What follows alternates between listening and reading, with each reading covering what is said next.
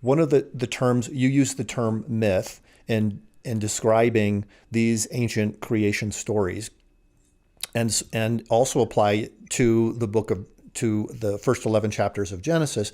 And when a lot of people hear the word myth, they immediately think of a made up story. How are Right. you using that term?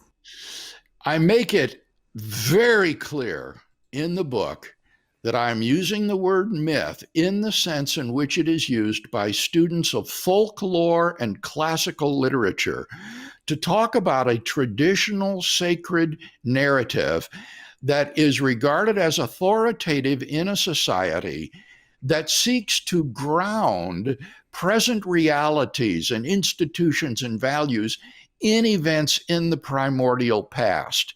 And I think you would agree that Genesis 1 to 11 fits that description to a T.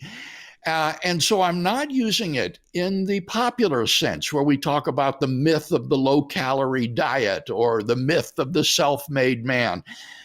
I recognize that the use of a word like this is potentially misleading, but I believe, Jeff, that as scholars, we need to be straightforward with our people, with our laity, and not try to mince words and use euphemisms as some Old Testament commentators and scholars do.